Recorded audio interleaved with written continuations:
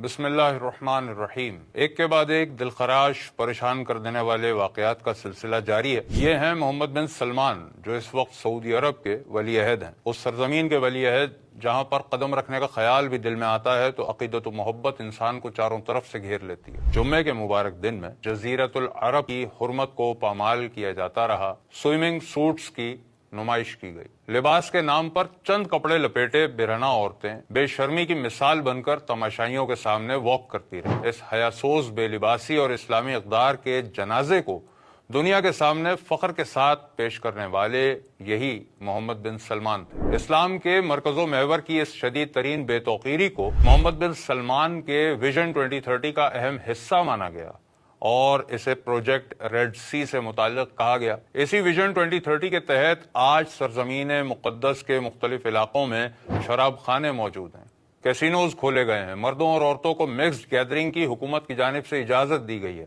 Night clubs بنائے گئے ہیں جہاں ہر گناہ کو لیگل حیثیت حاصل ہے۔ اور یہ سب کرنے کے پیچھے مقصد کیا ہے؟ سعودی عرب کو ماڈرن بنانا ہے، نیشنل انکم کو آئل سے ہٹا کر دوسرے ذرائع سے پیدا کرنا ہے، ملک کو ترقی دینا ہے، دنیا بھر کے لوگوں کے لیے ماڈرن سعودی عرب کو ٹورزم اور ماڈرن کلچر کا سینٹر بنانا ہے۔ ان اوروبا الجديدة هي الشرق الاوسط۔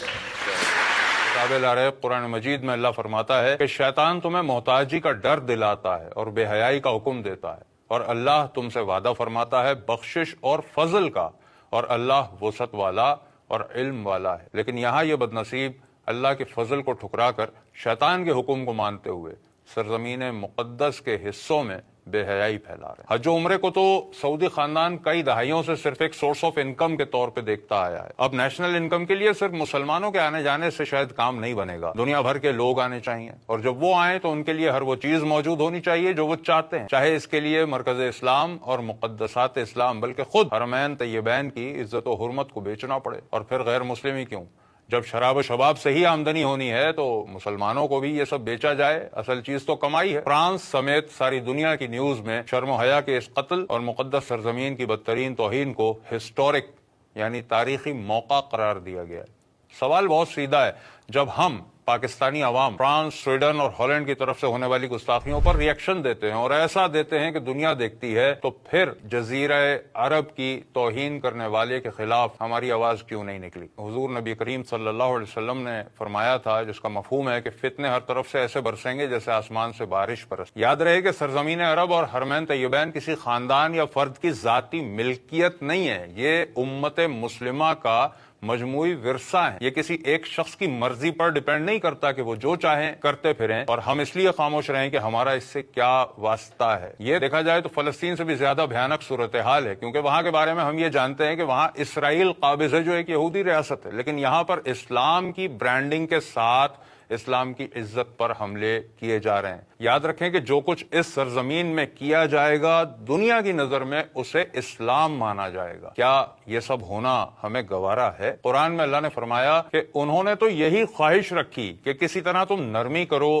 تو وہ بھی نرم پڑ جائیں، اور یہاں پر شیطان کے کچھ پیروکار نرم پڑتے ہی چلے جا رہے ہیں۔ اس بے شرمی پر سب خاموش، دل میں اللہ کا ڈر ہی پیدا نہیں ہوتا۔ اور اب اصل سوال تو علماء سے، ہر مسلک کے وہ عالم جن کے پیچھے چلنے والوں کی تعداد لاکھوں اور کروڑوں میں ہے، اور ان میں بھی سب سے پہلے وہ جو خود کو اہل حدیث کہلواتے، جو سعودی عرب کے سب سے زیادہ نزدیک رہے ہیں، وہاں سے پیسہ لے کر اپنے مدارس مساجد بناتے رہے ہیں، ان کی غیرت نے یہ سب کچھ کیسے گوارا کیا؟ مسلک اہل حدیث سے سوال کرنا جینونلی اس لیے بھی بنتا ہے کیونکہ وہ سعودی عرب کے دین کو دنیا کے سامنے مثال بنا کر پیش کرتے رہے ہیں، تو اب سعودی عرب کی جو شکل سامنے آ رہی ہے اس پر خاموش رہنا نہیں بنتا۔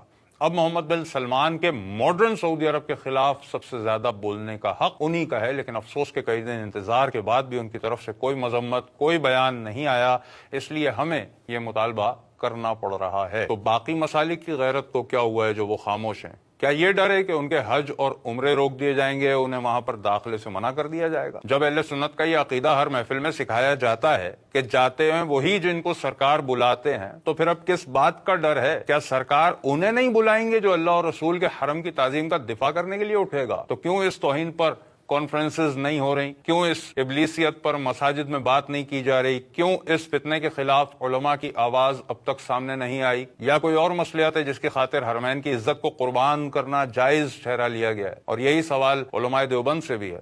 خالص اللہ کے دین کی بات کرنے والے اللہ اور رسول کے گھر کی اس پامالی پر چپ کیوں ہیں؟ جواب دیا جائے کہ کیا ننگی عورتیں، چلتے ہوئے شراب خانے، قمار بازی کے اڈے اور ماڈرن ازم اسلام کے مرکز کی نئی پہچان بننے والی ہے؟ کیا ہم اپنی اولادوں کو اس سرزمین کی روحانیت دکھا پائیں گے جس نے ہمیشہ کافروں کو مسلمان کیا ہے؟ یا پھر محمد بن سلمان اور سعودی خاندان ہمارے دینی مرکز کی شناخت چھین کر اسے ماڈرن ٹورزم کے لیے ایک ایسی سائٹ بنا دیں گے جہاں جانے والا بجائے گناہوں سے پاک ہو کر لوٹنے کے اللہ کے عذاب کا مزید حقدار ہو کر لوٹے گا؟ جواب چاہیے۔